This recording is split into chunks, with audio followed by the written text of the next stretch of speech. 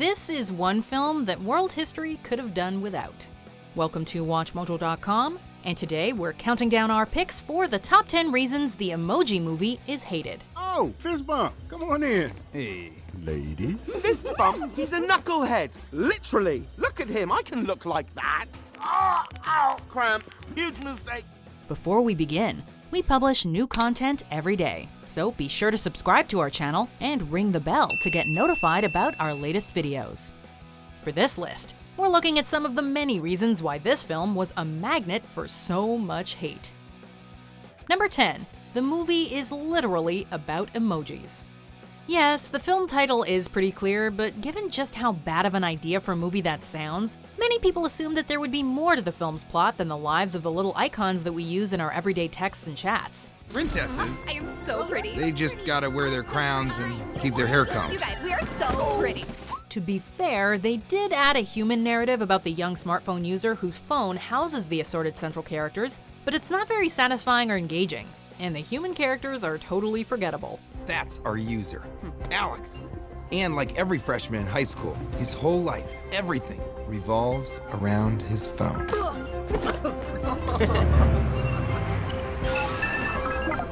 At the end of the day, this is a film about a communication tool, which literally nobody asked for or ever expressed interest in. What's next? Punctuation the movie? Number 9. Jailbreak feels like a discount Wyldstyle. In addition to being hilarious and wonderfully inventive, 2014's The Lego Movie seriously delivered in terms of characters. One standout in particular being Wyldstyle. This strong-willed, independent, rebellious master builder is a total badass. Wyldstyle? WildStyle? Yep. What are you, a DJ? No. Oh, that's your name is WildStyle? Yeah. Like on your birth certificate, it says WildStyle. Let's not talk about my name. Now, let's take a look at Jailbreak. Right off the bat, the name feels derivative. Then there's her fashion sense, and the similar personality and attitude.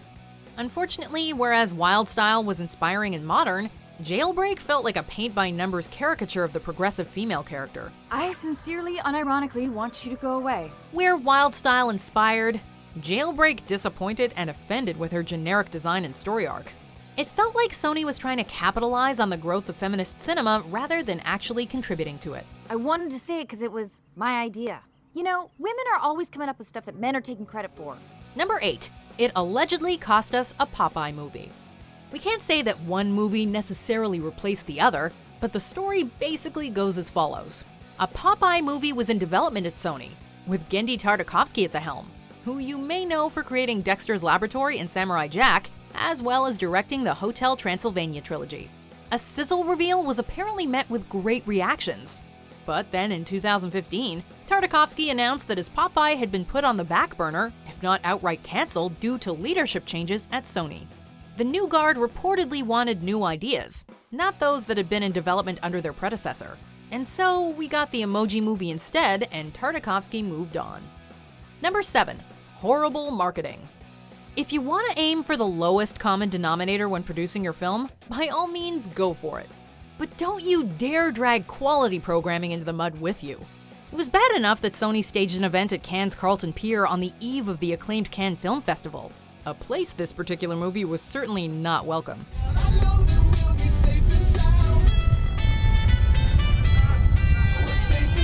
But they took things too far with the marketing campaign when they decided to parody The Handmaid's Tale in a tweet that indirectly made light of the show's dark subject matter. The Emoji Movie's Twitter account later deleted the tweet, but the damage was already done. Number 6. Unfunny Jokes. You're alive! Mwah. You were trying to see if I had somehow turned into candy, weren't you? Yes, I was. And you have not. You can make any number of bad decisions when making a comedy, including a weak premise, and still come out with a successful movie as long as you get one crucial thing right: the comedy.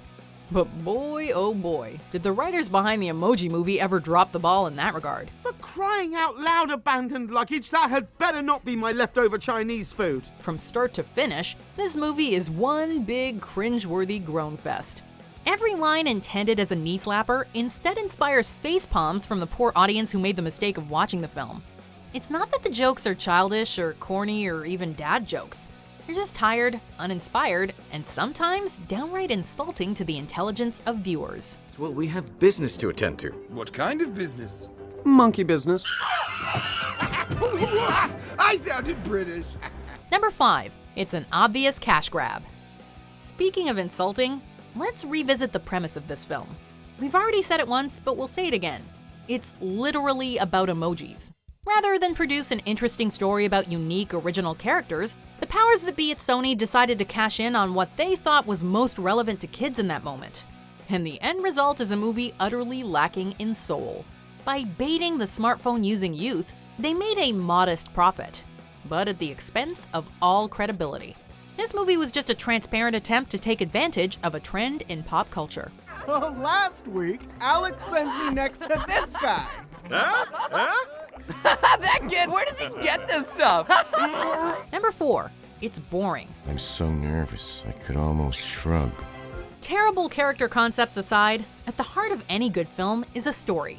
Within the wacky fictional world of Textopolis, with all the modern technology and pop culture at their disposal, surely the filmmakers managed to at least take us on a wild, weird, and action-filled adventure. Nope.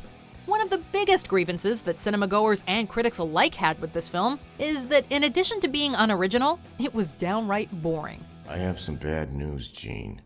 And I'm afraid you'll have the wrong reaction. Okay, what's the wrong reaction? Anything other than meh. Since you're not invested in the characters, you don't care about their personal stories. And as for the actual sequence of events, well, you go to some strange places, but not much of anything happens there. The film's climax was particularly dull. Whoa! Check out this emoji!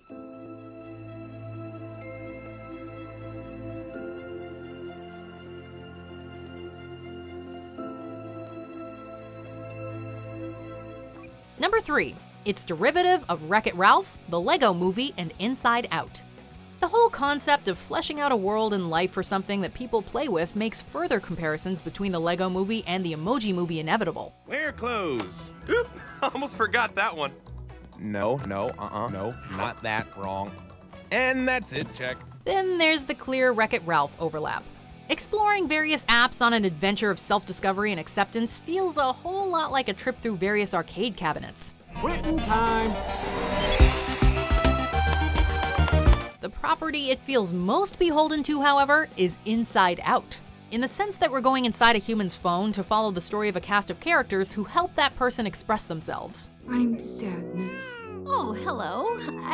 I'm Joy. So, can I just, if you could, Unfortunately, the Emoji Movie falls far short of all 3 films. Number 2. They made Sir Patrick Stewart play Poop.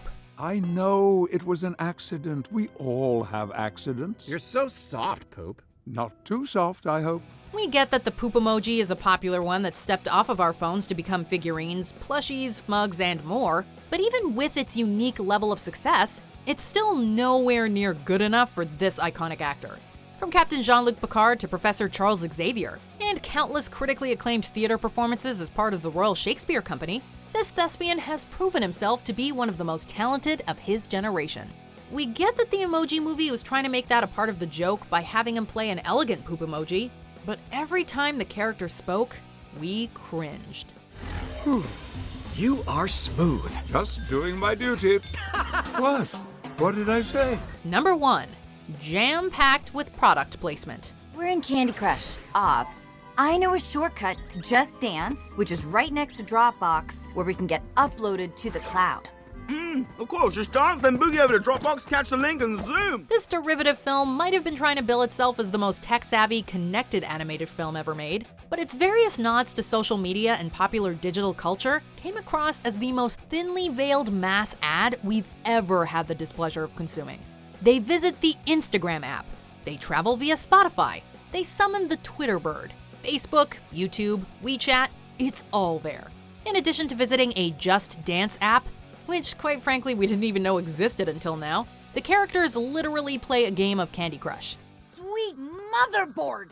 Where am I? Candy Crush. These nods are not self-aware or creative interpretations of pop culture. Like everything else in this film, they're just there.